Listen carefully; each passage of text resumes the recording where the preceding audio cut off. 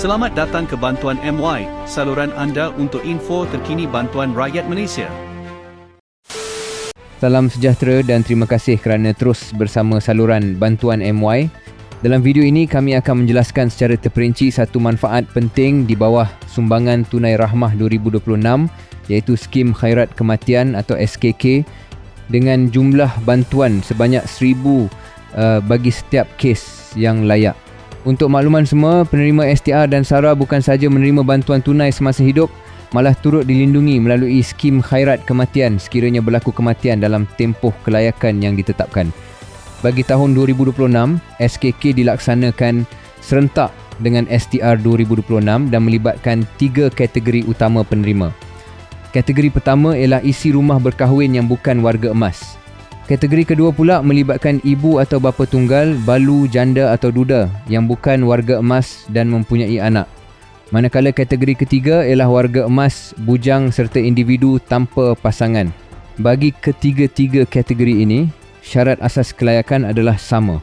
Individu yang meninggal dunia mestilah pemohon STR 2026 yang telah lulus dan tarikh kematian berlaku dalam tempoh 1 Januari 2026 hingga 31 Disember 2026. Sekiranya syarat ini dipenuhi, waris yang sah layak menuntut bayaran SKK sebanyak RM1,000 bagi setiap individu.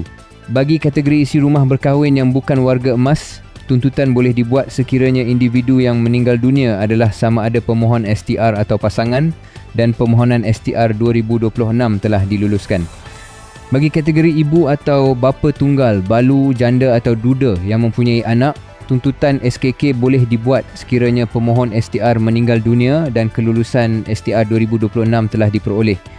Manakala bagi kategori warga emas dan bujang, tuntutan boleh dibuat sekiranya individu yang meninggal dunia merupakan pemohon STR 2026 yang telah lulus. Mengikut jadual pelaksanaan yang dikeluarkan oleh pihak berkuasa, tuntutan SKK ini dibuka mengikut fasa kelulusan STR. Bagi pemohon sedia ada dan permohonan baharu yang lulus pada fasa 1, tuntutan boleh mula dibuat bermula 1 Februari 2026. Untuk permohonan baharu dan rayuan yang lulus pada fasa 2, fasa 3 dan fasa 4, tarikh tuntutan akan dimaklumkan dari semasa ke semasa oleh pihak berkaitan. Walaupun tuntutan dibuka mengikut fasa, perlu difahami bahawa tempoh tuntutan adalah sepanjang tahun selagi tarikh kematian berada dalam lingkungan 1 Januari 2026 hingga 31 Disember 2026. Bagi urusan tuntutan, waris perlu hadir ke mana-mana cawangan BSN di seluruh negara dengan membawa dokumen yang diperlukan. Antaranya ialah sijil kematian pemohon atau pasangan, kad pengenalan asal waris serta dokumen bukti pertalian seperti sijil kelahiran atau dokumen sokongan lain. Sekiranya waris berumur 17 tahun ke bawah, kehadiran ke kaunter BSN bersama dokumen lengkap diperlukan untuk proses pengesahan cap jari seperti yang ditetapkan.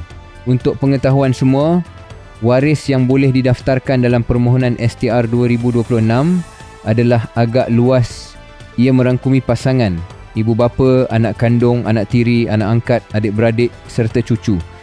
Tiada had umur khusus untuk melayakkan seseorang sebagai waris asalkan dokumen pertalian dapat dibuktikan. Sebagai peringatan penting, setiap pemohon STR disarankan mendaftarkan waris semasa permohonan kerana hanya waris yang sah sahaja boleh membuat tuntutan sekiranya berlaku kematian. Kesimpulannya, Skim Khairat Kematian STR 2026 merupakan satu perlindungan penting kepada penerima dan keluarga dengan bantuan sebanyak RM1,000 bagi setiap kes yang layak. Ia boleh dituntut mengikut fasa kelulusan dan dalam tempoh yang telah ditetapkan sepanjang tahun 2026. Diharapkan penjelasan ini dapat membantu anda memahami dengan lebih jelas hak dan manfaat SKK di bawah STR 2026 serta dijadikan panduan sekiranya diperlukan pada masa akan datang.